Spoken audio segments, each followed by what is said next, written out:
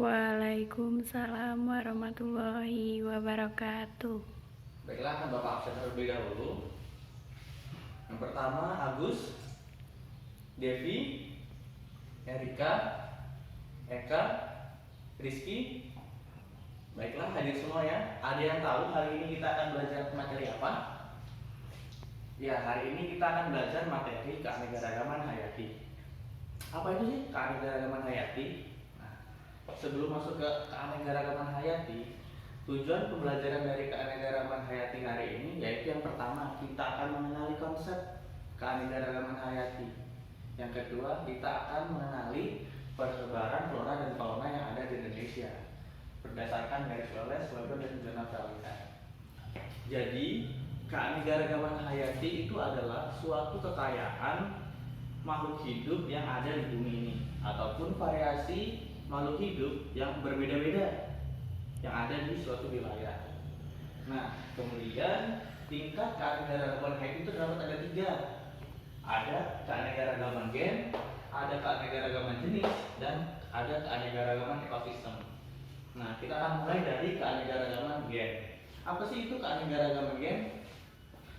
Jadi, keanekaragaman gen itu adalah suatu tingkat variasi yang pada satu spesies yang sama dengan perbedaan gen. Jadi, pada satu spesies sama, mereka akan berbeda-beda gen. Contohnya yang ada pada tampilan PPT yaitu pada bunga mawar atau Hibiscus rosa sinensis. Nah, di dalam bunga mawar tersebut terdapat perbedaan warna ataupun perbedaan gen, tapi tetap dalam satu spesies yaitu bunga mawar. Itu yang disebut keanekaragaman gen. Ada juga yang tampilan keduanya di gambar kucing. Nah, setiap kita memiliki kucing pasti akan memiliki perbedaan warna biasanya. Di rumah kita biasanya terdapat kucing-kucing anakan yang berbeda-beda warnanya di setiap saudaranya. Seperti yang dilihat, ada berwarna kuning, berwarna hitam, dan putih. Seperti itu. Itu adalah keanekaragaman gen. Dan yang kedua adalah keanekaragaman jenis ataupun spesies. Nah, keanekaragaman jenis ini adalah suatu variasi yang antar spesies. Berbeda dengan gen yang masih spesies yang sama, tetapi keanekaragaman jenis itu dalam antar spesies, sudah berbeda spesies, tetapi masih dalam suatu genus atau famili yang sama, masih satu keluarga yang sama. Contohnya ada di Bapak tampilkan di PPT, yaitu pada kucing-kucingan atau keluarga kucing seperti harimau, Panthera tigris. Ada di kucing.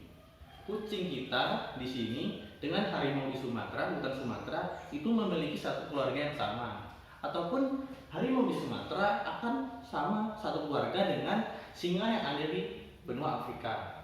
Itu yang dinamakan keanekaragaman jenis. Jadi selain keluarga kucing-kucingan tadi, terdapat juga keluarga palem-paleman seperti kelapa yang bisa kita lihat di sekitar kita. Ada juga pohon pinang yang biasa kita lihat pada 17 Agustus kan? Kemudian ada juga pohon aren untuk membuat gula. Itu masih dalam satu takson yang sama atau satu genus atau satu famili yang sama.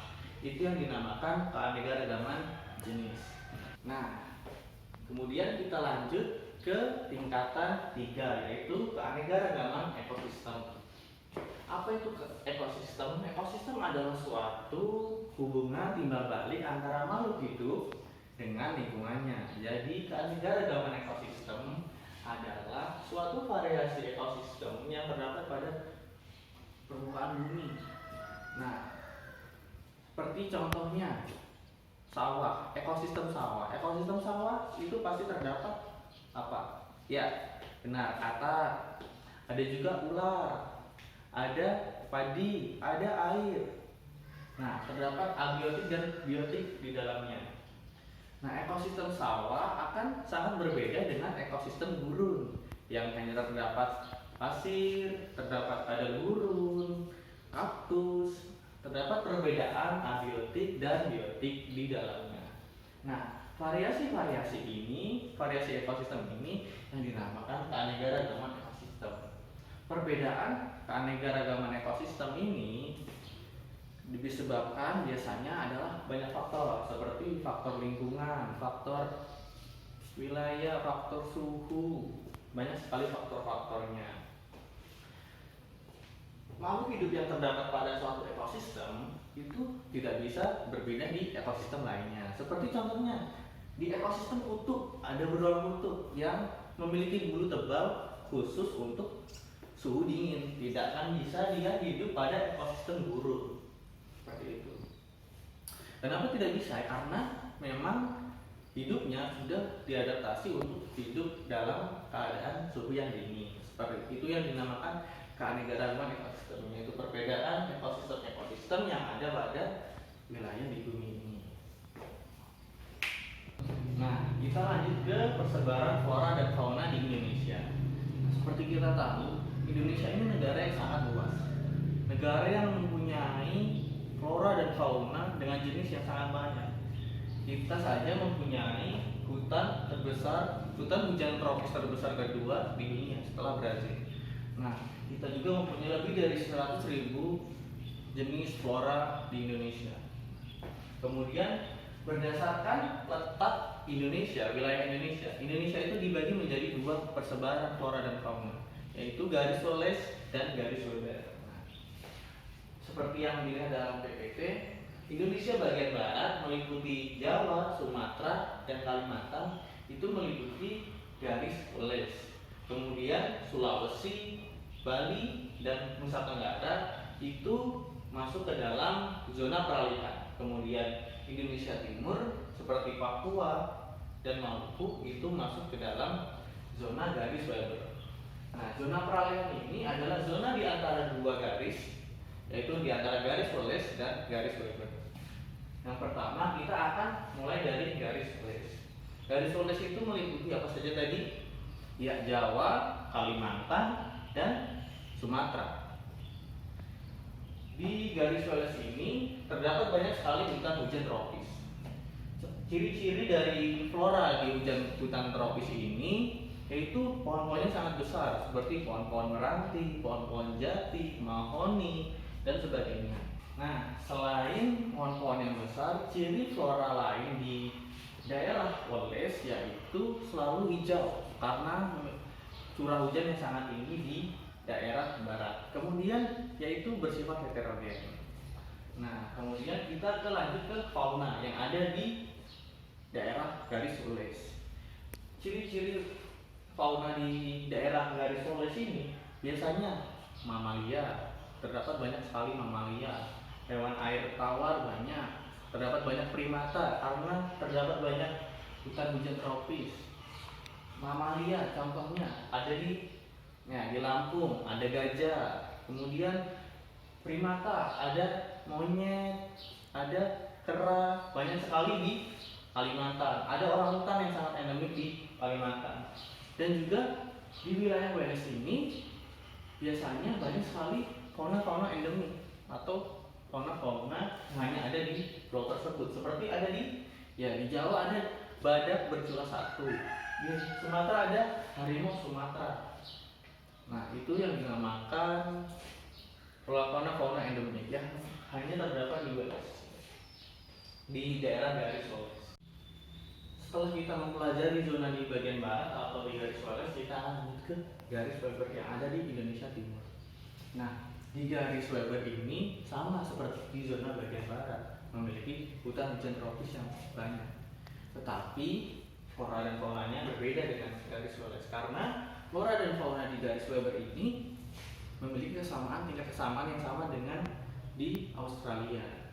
Contohnya di flora-floranya terdapat pohon sagu, pohon kayu manis, pohon coklat, dan fauna-faunanya mirip seperti Australia, banyak hewan berkantung, ada juga kuskus, dan burung-burung di zona Weber ini lebih memiliki variasi warna yang banyak, yang cantik, seperti endemik di Papua, yaitu burung cendrawasih.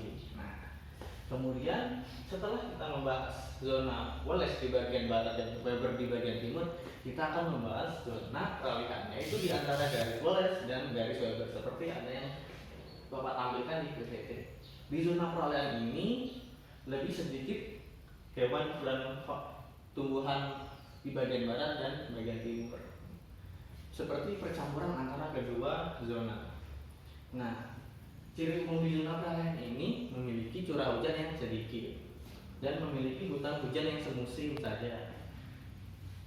Oleh sebab itu, maka daun-daun yang ada atau pohon-pohon yang ada di zona peralihan ini memiliki daun yang kecil seperti cemara, pinus, dan lain-lain. Kemudian fauna-faunanya juga ada beberapa yang endemik, seperti di Pulau Nusa Tenggara terdapat komodo. Kemudian di Sulawesi terdapat anoa. Nah, di zona peralihan ini terdapat beberapa daerah, meliputi beberapa daerah, yaitu daerah Sulawesi dan daerah Nusa Tenggara.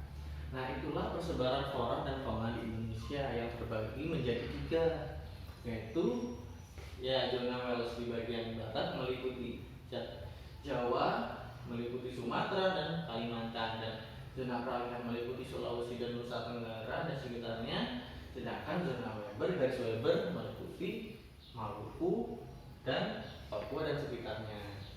Ciri di garis polis zona Wales ini, flora dan faunanya lebih ke Asia. Kemudian di peralihan dia lebih sedikit curah hujannya, dan di zona garis Weber itu flora dan faunanya lebih ke Australia. Nah, seperti itulah materi keanekaragaman hayati yang bisa Bapak sampaikan hari ini. Baiklah, sekian yang bisa Bapak sampaikan.